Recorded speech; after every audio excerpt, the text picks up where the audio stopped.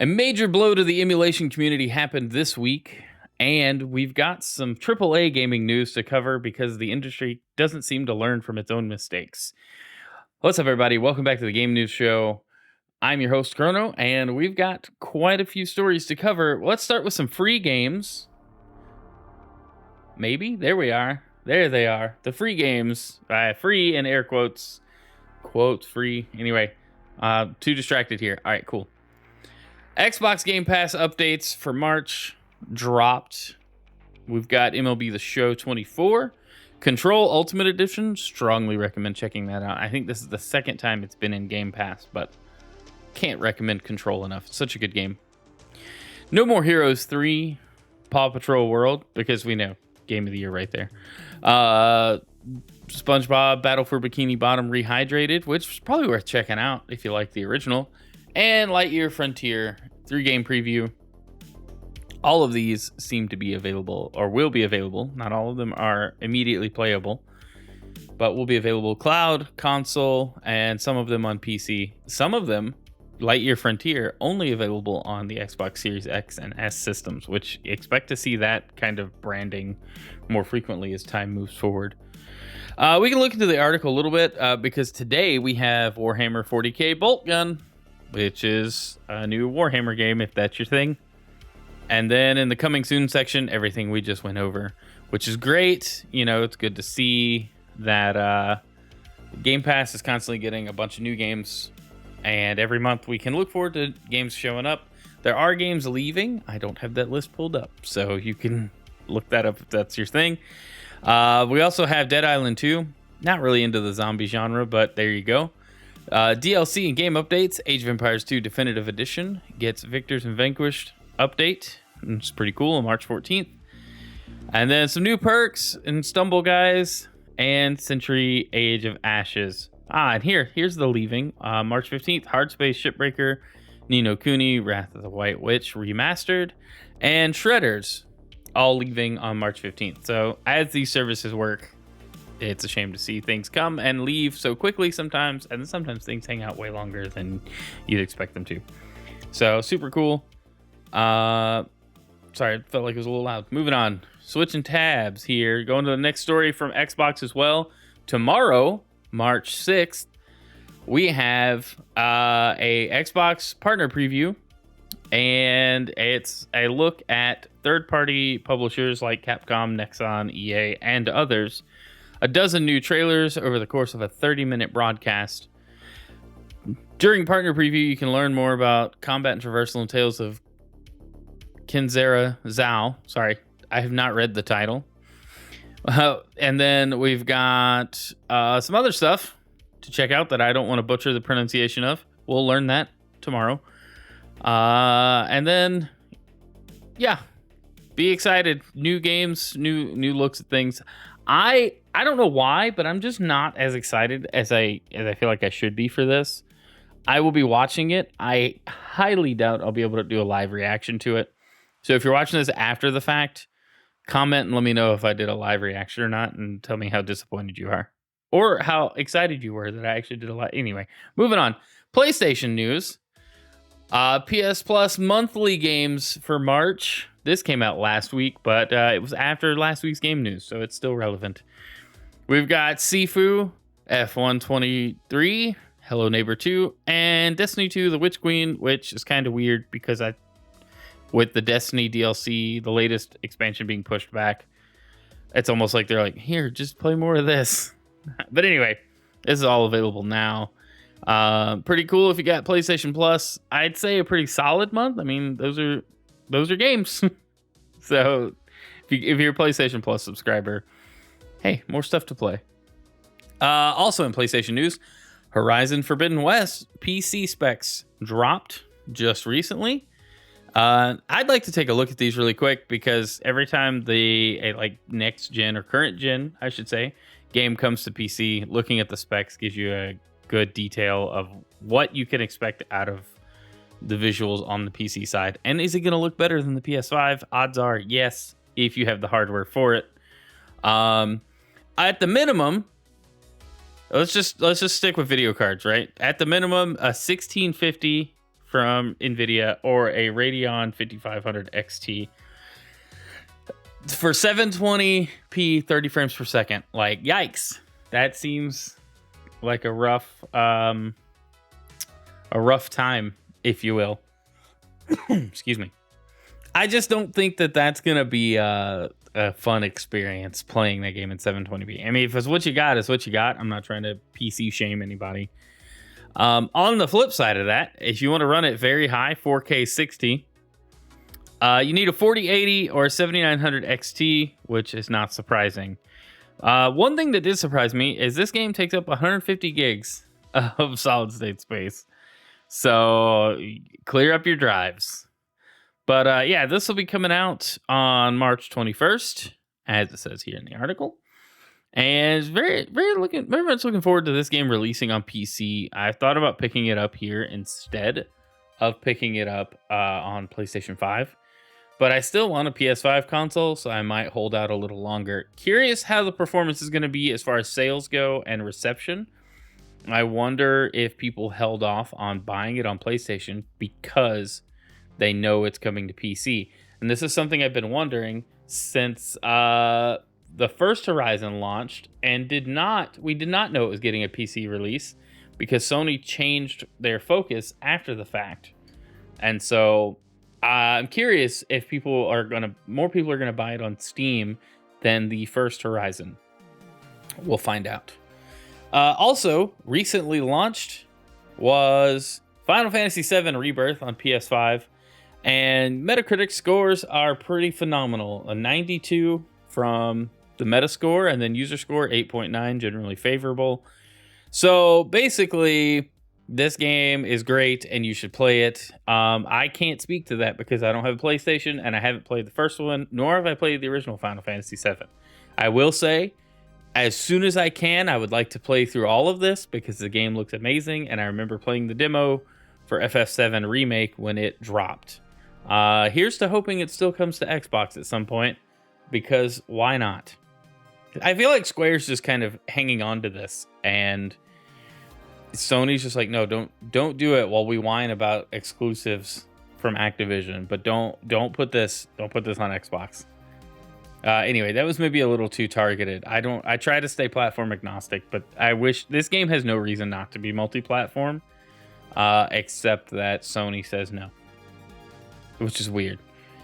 All right, anyway, Activision developer Toys for Bob has announced they're going independent. This is the guys responsible for the latest Crash Bandicoot game, Spyro Trilogy, Crash Bandicoot Trilogy, and then in recent last couple years, they've been almost exclusively providing support for Call of Duty Warzone and Call of Duty like services, which is not great. If you think about it, like if you went from making fun platformer games, these guys made the Spyro Skylanders games.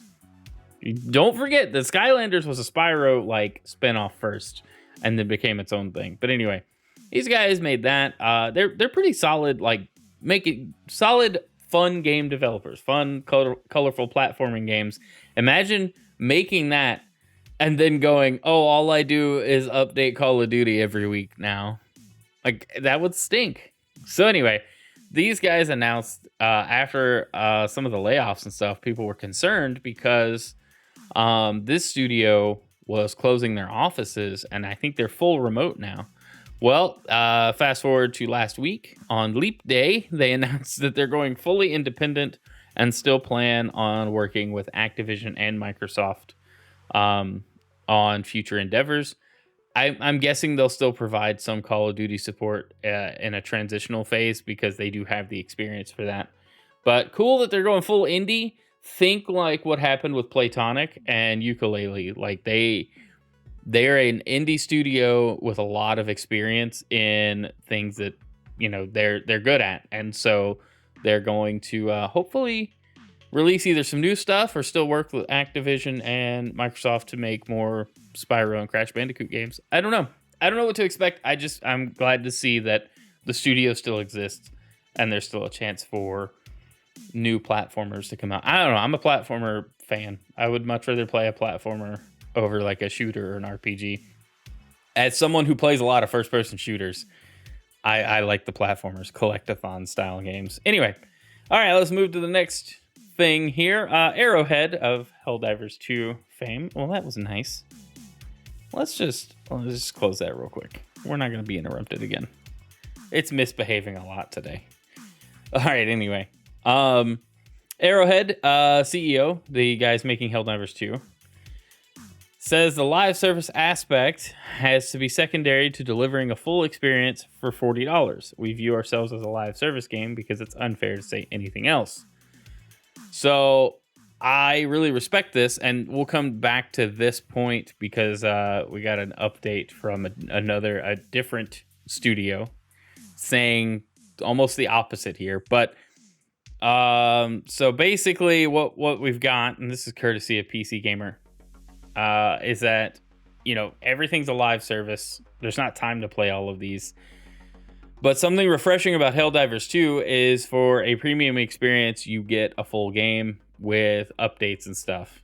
You know, they are a live service because people are on, it's online. The game is changing every day because of how it's being played and just the community and everything. But then they have a premium product that people paid money for. So there's like a minimum level of expectation. And so you have what launched and then what's being added, and they have to find a happy medium. And I feel like these guys have a decent roadmap. I don't like games with a roadmap, but this game is designed to be online. You know, it's designed to be played online. There's no, as far as I'm aware, no offline single player mode. I think that's fair. If you know that going in, and you pay money for it, you should expect a good service, a good game, a good product. Obviously, the server issues. I mean, the game was way more popular than people expected, I think. And then, you know, here we are. Like, it's you know, they acknowledge that they have a community to take care of, and it's just refreshing to see in the space where live service almost means, hey, we're launching in beta and you get what you get, and good luck if it doesn't work for you or you don't like it. You don't have to play it. Too bad. Thanks for buying the battle pass. Oh, and did you buy the battle pass? Because we want you to buy the, you know, that's just kind of like the feel for gaming right now, is did you buy the add-on? Even if we sold you a game, especially if it's free to play, like obviously you're not buying the game. They want you to buy the battle pass so you can fund the game.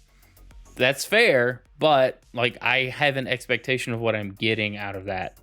You know, like are the rewards good? Is it worthwhile? Anyway, I could talk about that. That's like a whole separate video. I could just rant about live service games. So it's good to see here, long story short, that the people at Arrowhead seem like they know what they're doing and have respect for their community. Just props to them. Yeah, we need more of that in this industry, especially with things right now. So interestingly enough, Helldivers 2's success has resulted in scammers changing their games on Steam to be Helldivers 2 and Pal World and a few other games. As this was over the weekend, but the games have been removed, but it's still kind of funny that scummy people are going to do scummy things no matter what year it is, it seems. And so this kind of reminds me of like back when people sold bootleg DVDs, and it would have like a weird cover of some like unknown promo art or fan art, and then you'd like get the DVD and you're like, okay, well, I mean, it might be the movie, but you're taking a big risk. You just paid this dude $20. Well, now you have the Steam version of that where somebody can just go change their page, and it's like, oh yeah, we're Helldivers 2. They even changed their publisher name and everything else to make you think. I don't think that many people fell for it, but enough that it got attention over the news, into the news cycle over the last week. But that's insane. Like, what are people doing?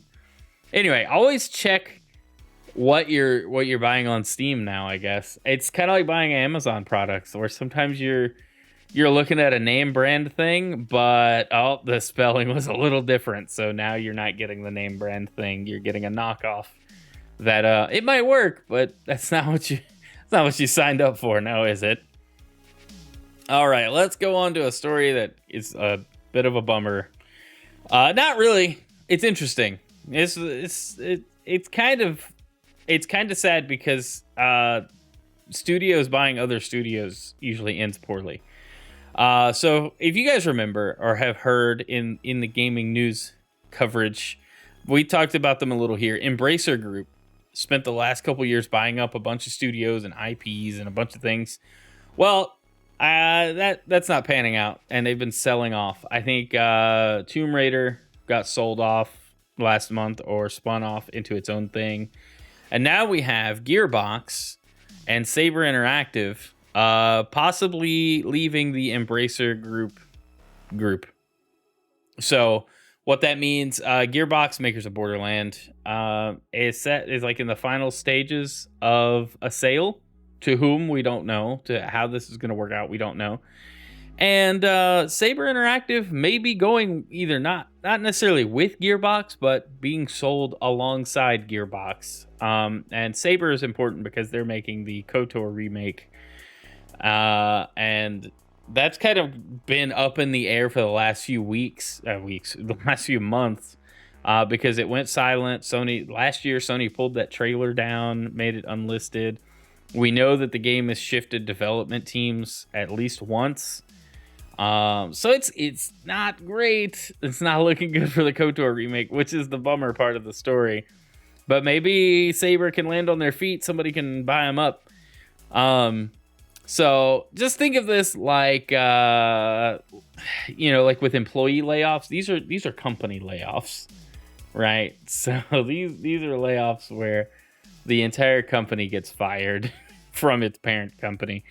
It's interesting, though. Embracer had a big play, and I feel like they fumbled the ball. Also, just the state of things outside of gaming. We could talk about the economy, but I'm not an expert on it. All I know is that things are rough for a lot of people, and I don't know what to tell you. Investments are hard, I guess. They don't have to be, but I guess they are for a lot of things. Anyway, gaming's weird. And that's where I'm going with this next story. Warner Brothers discusses volatile AAA console games will lean into free-to-play and mobile. So it says the company envisions a future where a Harry Potter game where you can live and work and build and play in that world on an ongoing basis. All right. So Warner Brothers Interactive released Suicide Squad Kill the Justice League just recently. And that game is a meme in and of itself, and how bad it is, and how the live service aspect is stupid, and the player drop off on it is just heartbreaking, because that game is maybe on its last little bit of life support, and it just came out. Like, it literally just launched recently, and now they're like, hey, we're gonna do more of that. And so this is where I was getting at earlier, where you've got Arrowhead going, hey, we're making a live service game. It has to be really good. There's a lot that goes into this. We got to make sure we do it right. Warner Brothers releases a huge flop of a game in Suicide Squad and goes, hey, that game, make all of our other games like that from now on. Oh, also put them on phones too. We want more mobile games, which admittedly, from a business perspective, mobile games are really cheap to make.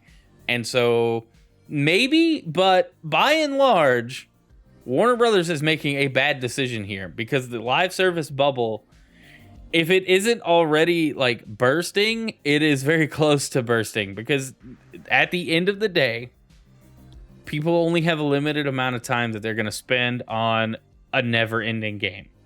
Cycles will come and go. I mean, Fortnite has lasted way longer than anybody thought it would, but it has an ebb and flow. There's times where the game's not as popular.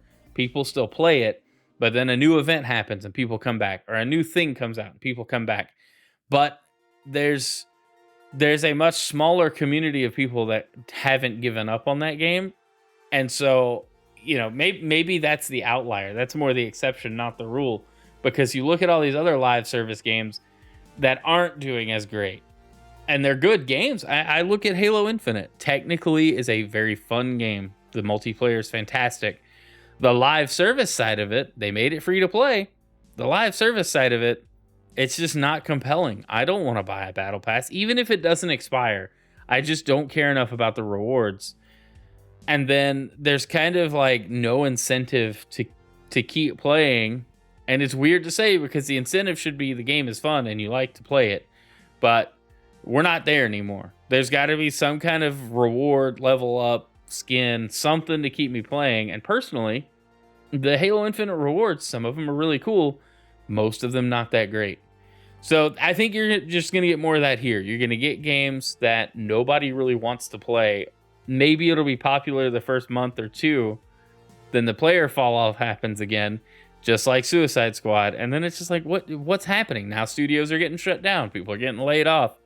This is why people are freaking out in the games industry as far as like, reacting to layoffs and seeing, talking doom and gloom, because decisions like this are made purely from a like focus group, research and development, investment side, and not what do the gamers actually want to spend money on.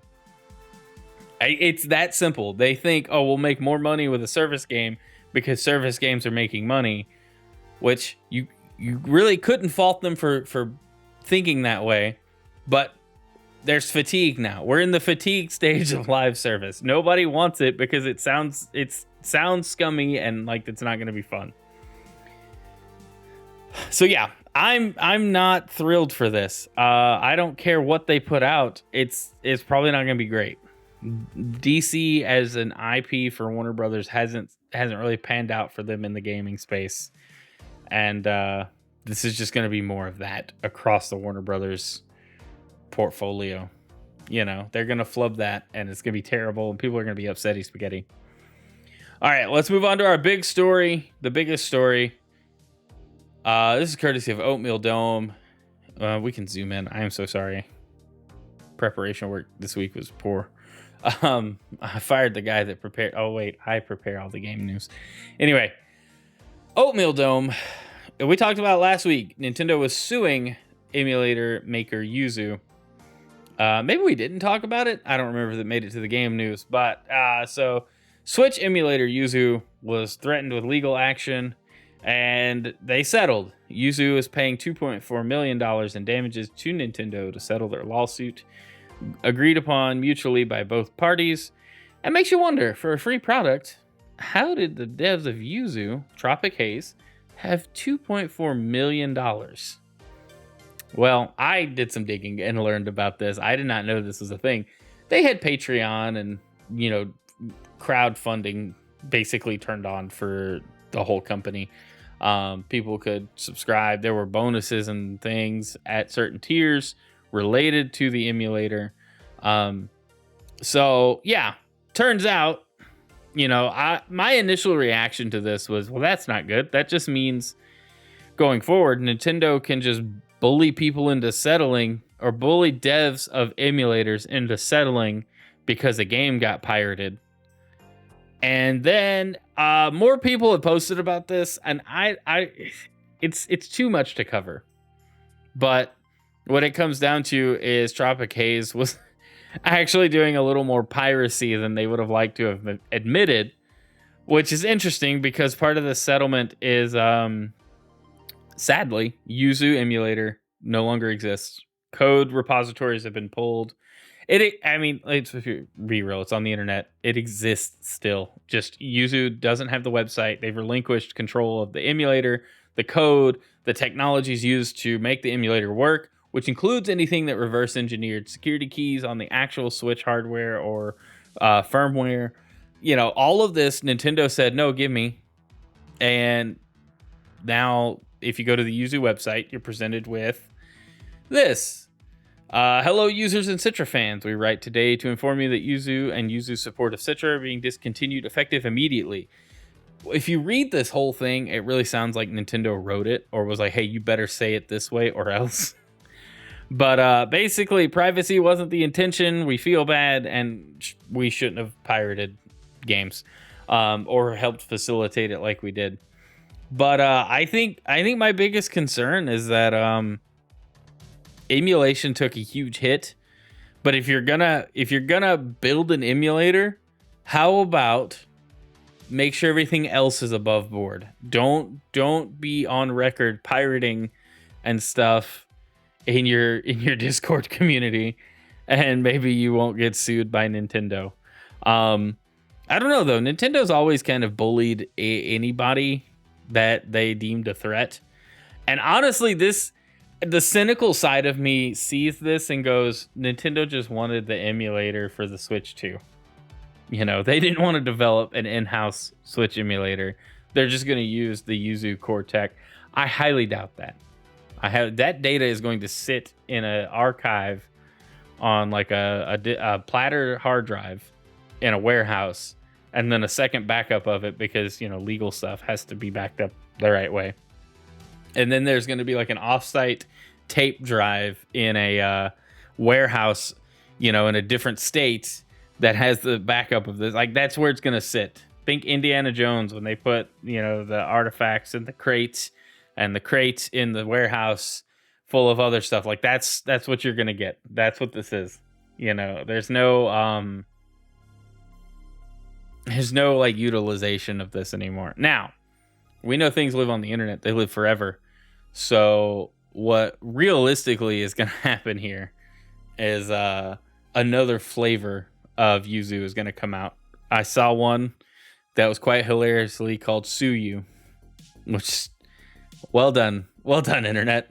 But yeah, I just, you know, a lot of people said this is the best course of action. Probably. People said that Tropic Haze settled. Is that the name of the company? I don't remember. I'll go back and look. Yeah, Tropic Haze settled so the case didn't go into discovery, so all of their illegal activity or questionable, allegedly illegal, I don't know, activity it doesn't get discovered, you know, and put into, you know, then they'd be on the hook for even more. I don't know what to make of it. It's just a bummer because emulation is super important for preserving old games, especially as things become more and more online dependent. Think about the 3DS and how hard it is to get a 3DS game, and now you can't even emulate it. You can't even run an emulator because it got pulled down. It's just crazy. Nintendo makes it so hard to enjoy their legacy. And, you know, some people would argue, well, you have Switch Online. I don't think it's enough. I think there's a lot of DS and 3DS games that are trapped. And that's, you know, the only way to enjoy them is through emulation or having hardware that is aging and dying and can't get replacement parts for. Not to mention the games themselves are stupid expensive in the aftermarket, which Nintendo doesn't make any money on, by the way. You know, they're not making money on used game sales or me buying Larry down the street's 3DS collection. Like, that, Nintendo's not making money on that. But yeah. All right, anyway, I'm ranting. Let's be done with the game news. I'm going to go play Pokemon X now on some software. So if you guys are hanging out on Twitch, I'm going to take a break. We're going to go do that. If you're watching this after the fact on YouTube, thanks for being here. Let me know what you think of any of these stories down below. And are you affected by this emulator situation? I don't know. I lost my train of thought. I love y'all. Go and play video games now. Bye.